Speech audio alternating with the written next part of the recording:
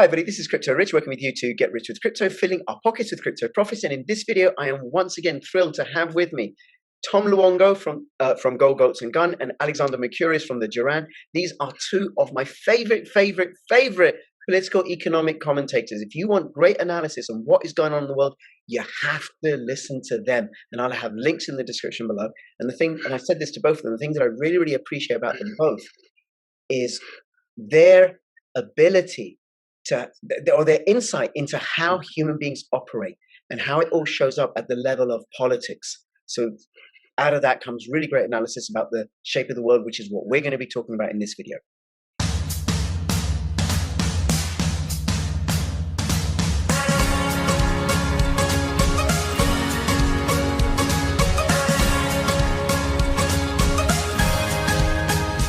To find the best cryptocurrency investments, check out Token Metrics. Use my affiliate link for a discount. Safety and security notice. Please watch out for comments like this by scammers pretending to be me or other crypto YouTubers. Also, please follow me on bittube.video. You can also follow me on Odyssey. These are both censorship-resistant platforms, and every now and then I am going to post a video which isn't going to be on YouTube. Find me on these platforms. Hey Tom, hey Alex, thank you so much for making yourself available. I am so thrilled. I really am to have you both on my channel. It's a thrill for me as well, Rich. I love speaking with you, and you know, Alex and I don't talk enough, and we just don't. And I really need to try and spend more time like interfacing together. I'd love to do a three-way with you and Alex Cristoforo one of these days, like you did with Robert Barnes a few weeks ago. That would be a lot of fun, I think. So yeah, absolutely. Anytime you guys want to set that up, just let me know.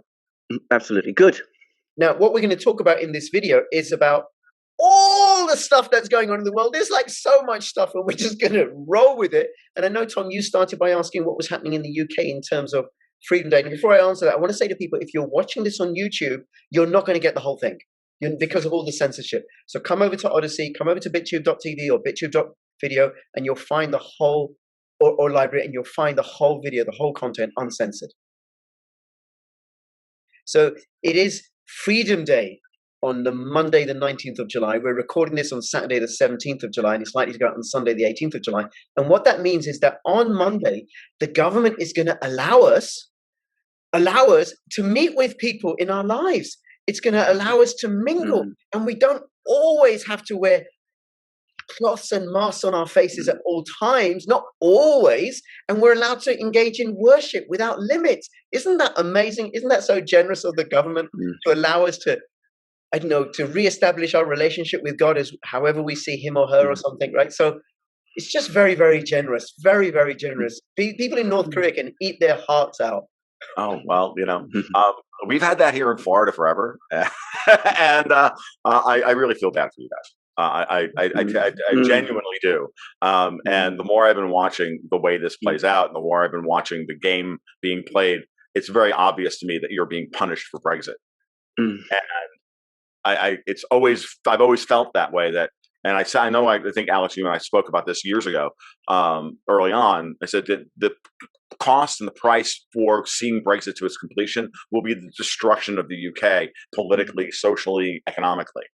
They will do everything imaginable to do that. And, you know, hey, what better way than to extend the corona apocalypse into 2022 or 2023 and make sure that you just you just never get the benefits of having gotten your independence back. And you're going to have to fight that much harder for it. But similar is happening in France because they're introducing regulations where, you know, if somebody who isn't injected goes into a restaurant, they face a 6-month imprisonment. The restaurant owner, I don't know, 40,000 euro fine or 45,000 euro fine plus 1 year in prison for letting that person in. In Greece, people who aren't injected can't go into cafes, restaurants, and bars, and they're talking about bringing that here, you know, in the UK. So how is it just for the UK when people in France and Greece and elsewhere are having their liberties crushed?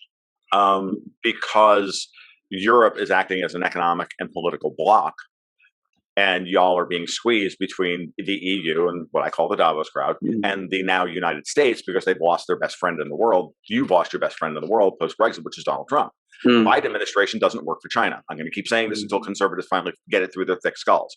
Stop looking at the problem on the right hand. The real problem is Klaus Schwab, the EU, the IMF, the UN, which is owned by Schwab, and all the rest of it. That's the issue. And Biden is owned by Davos. And Biden is owned by Davos. I entirely agree. Yeah. And you can see it. I mean, I'm going to let Alex speak here to go in because I'm going to why I'm going to come back to this as to why City of London is the fulcrum here. But Alex, you give me your take on what you. No, I think you're absolutely right. Can I just say about who owns Biden? I think you're absolutely right. Look at his background. He was in Delaware. He has all these connections with the financial services industry in the United States. Yes, he went to China, like many of these people did. He made lots of money there through his son, and in all kinds of strange ways. But this was very common. But ultimately, that's part of what all of these people were doing. Now, all of them are taking a different course, and he is part of the train of that. He is owned by them. He's not owned by Beijing, and this is a complete misunderstanding. Now, just coming to a few points that Rich was making. Firstly, Britain. It's important to say this, and this relates to both of what you said. We had Brexit here, which it's important always to remember is a grassroots movement. This was not something any part of the establishment wanted. Any part of the establishment, not the Conservative Party, certainly not the Labour Party, certainly not any other party, certainly not the civil service, the bureaucracy, the finance people, anybody. And to make Brexit succeed, you would have needed a strong, purposeful government. We do not have a strong, purposeful government in Britain. We have, on the contrary, a deeply factionalized government and a very weak prime minister. A very weak prime minister who is extremely exposed to pressure because his colourful private life, I'm just talking quite bluntly, exposes him to these kind of pressures. I don't believe he's going to be prime minister for very long. There's already work underway to reduce his authority by pressing forward with the various scandals, which are not, by the way, unreal scandals, but one can argue about how important they are. Anyway, the various scandals around him. And I predict that before very long, we will have a new prime minister in Britain coming out of this government. Now, whoever that prime minister is, he will be somebody who almost certainly has worked in the financial services world. He might be Rishi Sunak, who is absolutely a member of the world billionaire class, or he might be someone else, Javid, whatever Sajid Javid, or conceivably Kwasi Kwarteng. The important point to make about all of them is that they all have financial backgrounds. They have all worked in that same small group of businesses, which are the ones that are most closely connected to the Davos world that you're talking about. Mm-hmm. So that's what we're seeing. And if you are asking yourself about the kind of agenda that these people are gradually forcing on Britain, well, it's entirely consistent with this rising group that we also see within the Conservative Party. And you were asking about, whether we're going to have Freedom Day on Monday, and Rich was, so I'm going to say, richly ironic on that particular point. But if you look at the balance of forces in Britain, the British government and who they are, it shouldn't surprise you. No, it's very, I think this is very clear that that City of London. Well, we all know that Theresa May, her husband works in the City of London and is a prominent member of the class, as it were. This is this is very much a reality that Brexit and Trump were two of the biggest black eyes that Davos and the globalists, whatever you want to call it, ever got. And the point I've been making for a long time here is that when you run a hierarchy like Davos is, because Davos is just a hierarchy of various people with Klaus Schwab sitting at the top of the WEF, and then all of his minions, and then his minions, and his minions. Just think of it like a corporation. He's the CEO. Now, that hierarchy, I believe, stable ones are based on competence, a la Jordan Peterson, then dominance. When a competence hierarchy fails to be competent and fails to win and fails to constantly push the project forward, then it becomes a dominance hierarchy based on force, which is where we are today.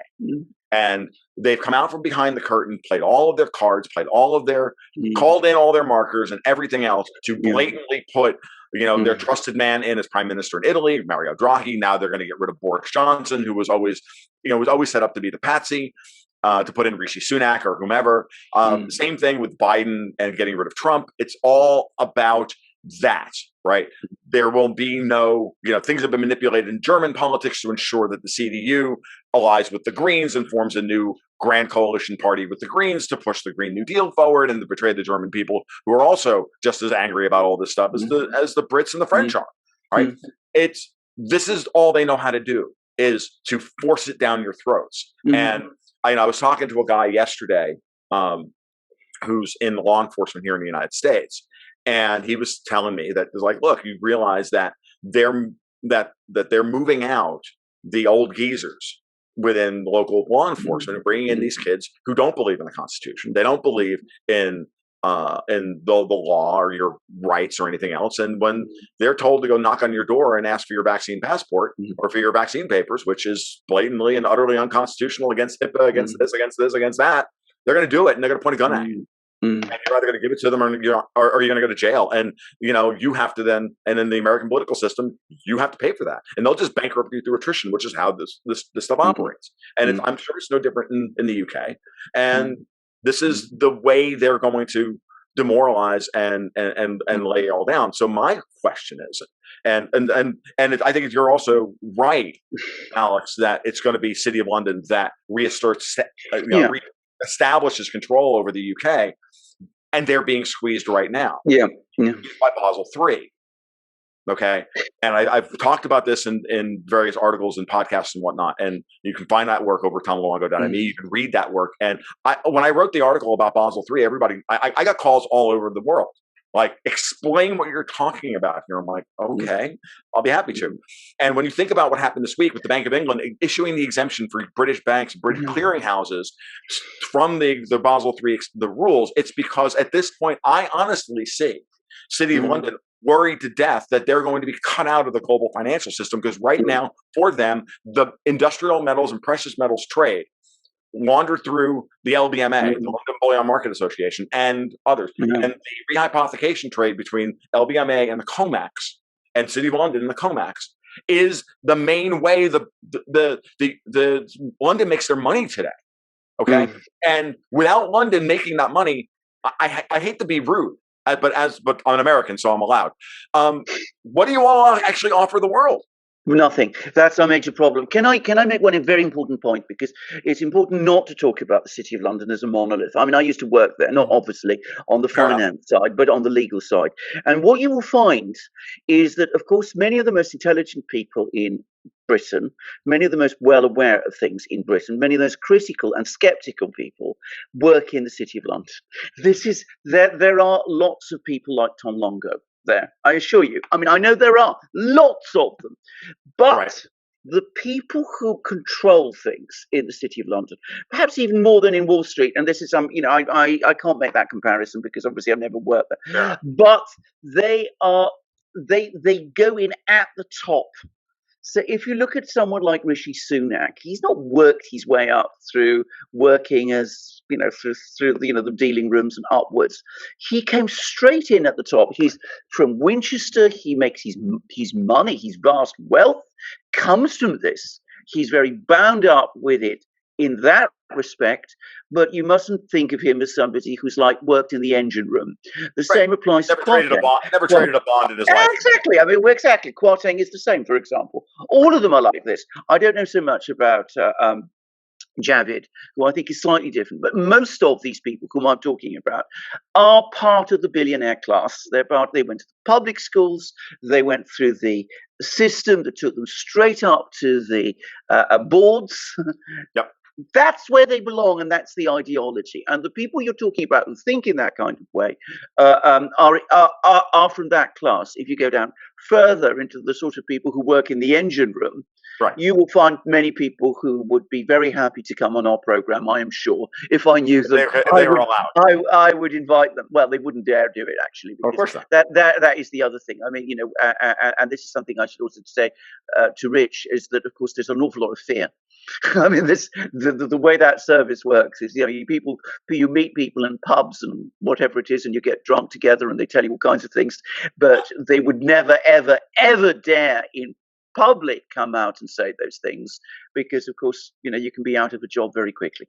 Yeah. But that I think that is an important point to make, and that is true. And that is true, by the way, right across Britain. You will find lots of people who are deeply skeptical and very unhappy, but there is no organized force that represents them. The political system is far more monolithic, certainly in Britain, than any part of the business class is, and certainly much more monolithic than those who work in financial services.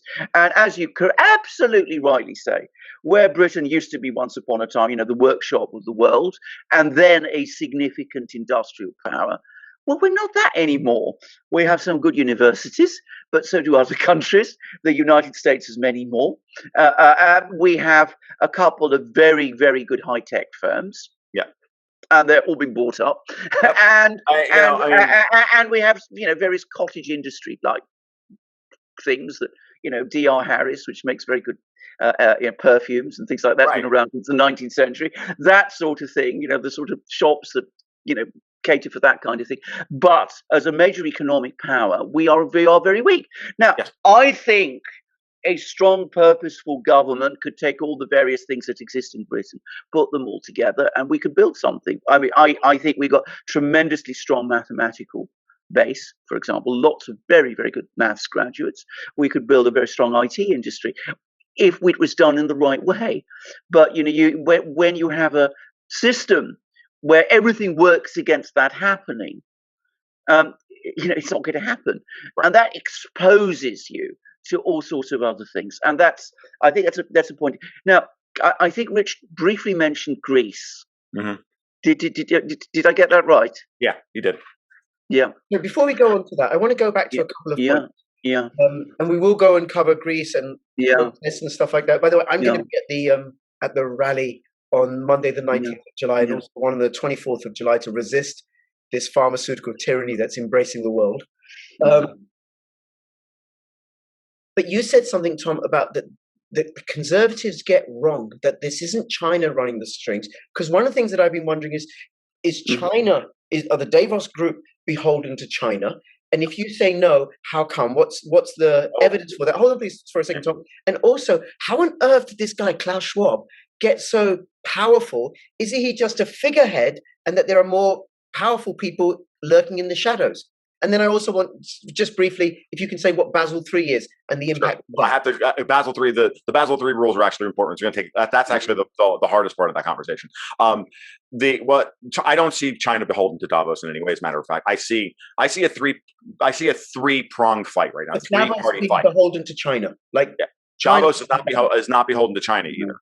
They're actively working against China. At times, China facilitates them, because China loves to do business with people and then undermine them, just like everybody else does. But if you look at what's really happening, the European Union and Davos have been setting things up to become the global center of capital post this period of time. Okay, now that's not going to make China happy, who also wants to be a center for global capital, and it's certainly not going to make the United States happy, Wall Street, that crowd happy, because it's going to put them out. Now, if you're in a three-player game, I'm going to now back up for a second. Let's just talk gaming.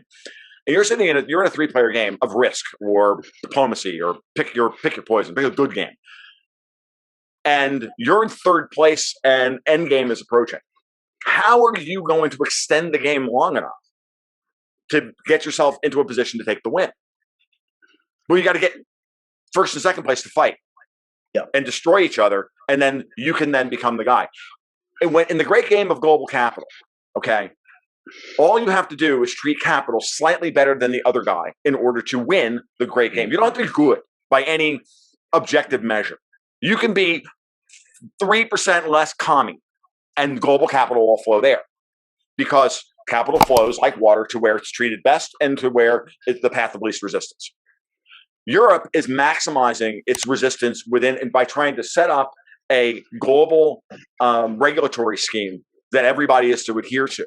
but that they'll have the advantages over because they set the global standard, similar to what California does to New York, to the rest of the United States, which is why the capital's all in California, by the way. They set all the rules to make everybody else poor, and then sat around and go, well, we're rich and we have the right to tell everybody how they should drive their cars and educate their children and all the other terrible ideas that have ever come out of California. It's the same thing here. The arrogance of these old Europeans, and if you honestly think these old Europeans, the people like Schwab and Soros and the rest of them, actually think of the Chinese as anything other than insects, then you've misread history terribly.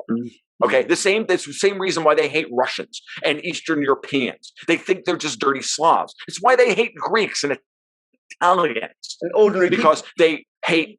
Okay, this is who you're dealing with here. You're dealing with German eugenicists. You're dealing with arrogant old French and Belgian money. You're dealing with that kind of colonial mindset. That's never ended.